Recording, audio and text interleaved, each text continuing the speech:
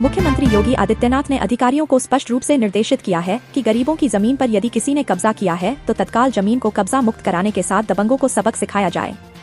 किसी जमीन पर अवैध कब्जा करने वाले, कमजोरों को उजाड़ने वाले बख्शे न जाएं। उनके खिलाफ कानून समेत कड़ा एक्शन लिया जाए। सरकार किसी के भी साथ अन्याय नहीं होने देने और हर व्यक्ति के जीवन में खुशहाली लाने को संकल्पित है। अंतर्राष्ट्रीय कथावाचक पंडित प्रदीप मिश्रा ने असदुद्दीन ओवैसी के मस्जिद ढकी वाले बयान पर पलटवार किया है। मिश्रा ने कहा कि ओवैसी शायद ये भूल रहे हैं कि वो भारत में रह रहे हैं।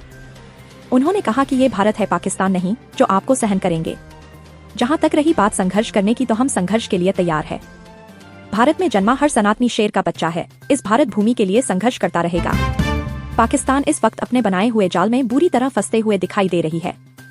अब इसी कड़ी में पाकिस्तान आर्मी अभी जाफर एक्सप्रेस ट्रेन हाईजैक से उभर ही रही थी कि शहबाज शरीफ की सेना पर एक बार फिर से बड़ा आतंकी हमला हो गया है। ये हमला भी बलूचिस्तान में हुआ है। खबरों के मुताबिक वहां के तुर्बत शहर के पास सेना के काफिले पर यह अटैक किया गया है। दिल्ली में मुख्यमंत्री बनने के बाद रेखा गुप्ता ताबड़तोड़ फैसले कर रही हैं। दिल्ली में भारतीय जनता पार्टी की सरकार बनने के बाद से ही रेखा गुप्ता अपने कार्यों से सुर्खियों में बनी हुई हैं। दिल्ली के स्कूलों, अस्पतालों समेत अन्य जगहों का औचक निरीक्षण कर रही हैं और पिछली आम आदमी पार्टी की सरकार के दावों की पोल खोल कर रखती है।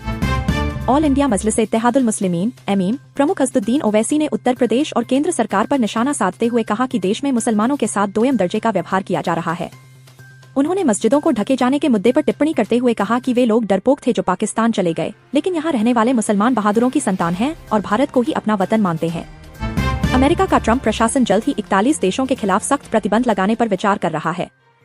समाचार एजेंसी रॉयटर्स की एक रिपोर्ट के मुताबिक एक आंतरिक ज्ञापन में दर्जनों देशों के नागरिकों पर यात्रा प्रतिबंध लगाने की संभावना जताई गई है। ज्ञापन में 41 देशों की सूची शामिल है, जिन्हें 3 अलग अलग समूहों में बांटा गया है। इस सूची में पाकिस्तान का भी नाम है, जिससे पाकिस्तानी नागरिकों के लिए अमेरिका की यात्रा करना मुश्किल हो सकता है। पाकिस्तान इन दिनों लाशों के ढेर और इंटरनेशन का सामना कर रहा है।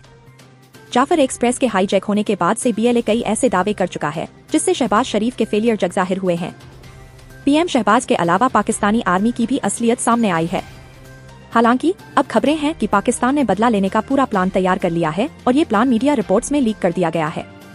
इस प्लान में एक ही देश टारगेट होता दिखाई दे रहा है जिस पर अटैक हो सकता है। अमेरिका और ब्रिटेन समेत दुनिया के 20 बड़े देशों के खुफिया प्रमुख भारत आ रहे हैं। वे भारत द्वारा खुफिया जानकारी पर आयोजित सम्मेलन में शामिल होंगे। इस बैठक की अध्यक्षता राष्ट्रीय सुरक्षा सलाहकार अजीत डोभाल करेंगे। सम्मेलन में आतंकवाद और अंतर्राष्ट्रीय अपराधों से निपटने के लिए खुफिया जानकारी साझा करने के तरीकों को बढ़ाने पर चर्चा हो सकती है। इसके अलावा NSA डोभाल कई देशों के खुफिया प्रमुखों से व्यक्तिगत मुलाकात भी करेंगे। घर्ष के बीच अमेरिका से हरी झंडी मिलने के बाद यूक्रेनी सेना ने रूस पर जबरदस्त हमला किया है। रूसी सेना, जो कुर्स्क क्षेत्र को पुनः कब्जाने में लगी थी, अब यूक्रेनी हमलों से जूझ रही है। पिछले 72 घंटों में यूक्रेनी सेना ने 3930 रूसी सैनिकों को मार गिराया है, जिससे रूस की सैन्य शक्ति को भारी नुकसान हुआ है।